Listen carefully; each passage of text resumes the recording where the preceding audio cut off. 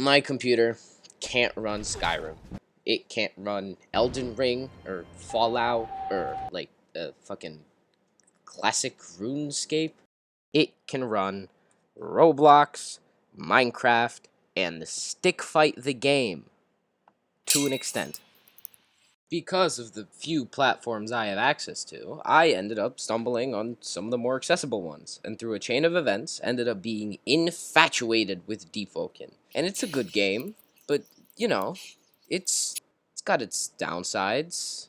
I mean, look, don't get me wrong, Deepwoken is an incredible experience, especially for a Roblox game, but there are so many issues that need to be fixed, and while most of them would be manageable in any other RPG, Deepwoken has permadeath. So that means that any super slight internet issues or wall phasing enemies or dimensional attacks exacerbate the already existing issue significantly because you run the risk of losing your character and starting all over again. And I'm not particularly good at Deepwoken. I'm actually really fucking bad. It's worrisome. It's kind of sad too.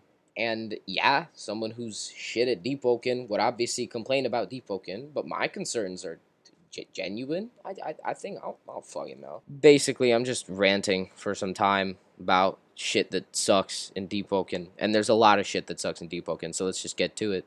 First of all, Voidwalker has already been talked about a lot. The system sucks because it targets new players. Experienced players could just get their bounties taken off. Voidwalker itself can be a very frustrating job at times. Yada yada yada. I'm not gonna yap about shit that's already been yapped about, alright? What I am going to talk about is the underlying issue behind Deepwoken and RPGs in general, but specifically Deepwoken because of permadeath. And that is because in RPGs, everything you do that can potentially give a reward needs to have an equally balancing risk.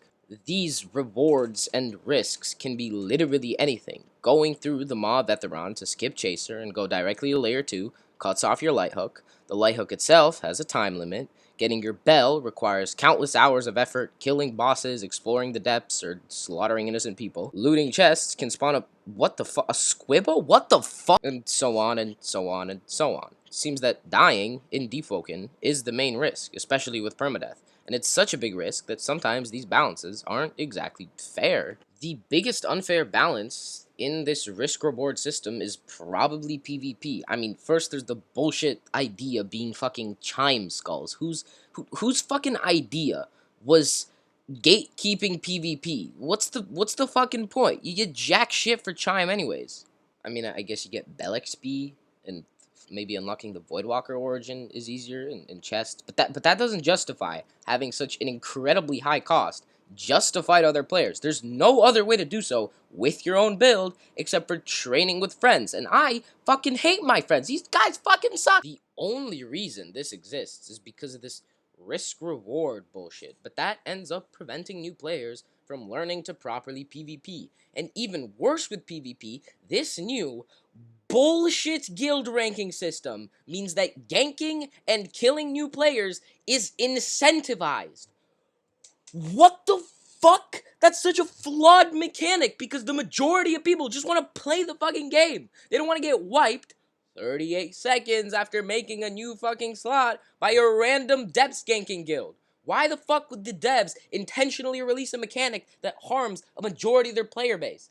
I mean, I might be wrong. You might only be able to target, like, other power 20s or whatever. But even that, there's boosted players that just want to play the game. Why would the devs incentivize this kind of behavior? Fucking stupid shit. Anyways, like I said in the beginning of the video, I am not good at PvP. I'm not even good at PvE. See, with permadeath, exploration is punished due to the potential risk. And while most people are pretty alright with wiping a slot, I consider my slots way too valuable. Paired with the fact that I'm shit at this game, that means that I never wipe my slots. I currently have 5 of them. I have Storm Hackashet, Oathless Storm's Eye Prediction Thundercall Mage build. I have a Quincy Tarsus, which is a Jet Striker Trackstar Gale Breath build, and the other 3. And when I say Quincy is 40 years old, I am not joking. My main goal is survival and helping others survive. If I value a build, I treat it like my child. Quincy Tarsus is Too fucking valuable to lose. That's why it's a track star. I've never been down to layer 2. I'm too fucking scared, even with the light hook. But if you're not like me, Deepwoken will get boring because all your builds are going to get wiped, and eventually you'll feel like you've done everything. That's why these players, Devil's Games, insist on making powerful builds rather than fun builds. For me, this also means that PvP is significantly less incentivized for me. I mean, I know numerous times where I was suddenly attacked by someone and had to track star away because it was that or death. And I think that any game that heavily incentivized running to keep a character becomes much more anger-inducing and inconvenient to play. I'm thinking that it would be better if Deepwoken was just a single-player game, because then you wouldn't have to live with the fact that at any point in time, your slot could get attacked by a Voidwalker and sent to the depths for no reason. It's quite the dilemma, because PvP is fun, but also it's very harmful to a lot of the player base that's just trying to experience the game for the first time. Alright, let's rapid fire. Stone Knight Kick is way too fucking fast. Mudskipper Brutes do way too much damage and face through walls. I don't really understand why after restoring a slot 3 times you can't restore it again. Like, what if I died to a game-breaking bug 4 times? It's not a big deal. It's not like I'm gonna get there. Enforcer should get a heavy attack, despite my earlier ineptitude, but please make it do reasonable damage and not go at fucking Sonic Stone Knight speeds. Also, quick complaint from Devil's Games, why does block have priority over dodge? I don't know what this means. You can figure it out on your own. All right, there's everything I had to say. Not about Deepwoken, but just in this video. This was fun to make. Took a while, but it was fun to make. Go watch my other Beat Saber videos. I don't fucking know. You could go watch me wipe in 38 seconds. I feel like I teased that a little bit too much throughout this recording. Anyways, bye.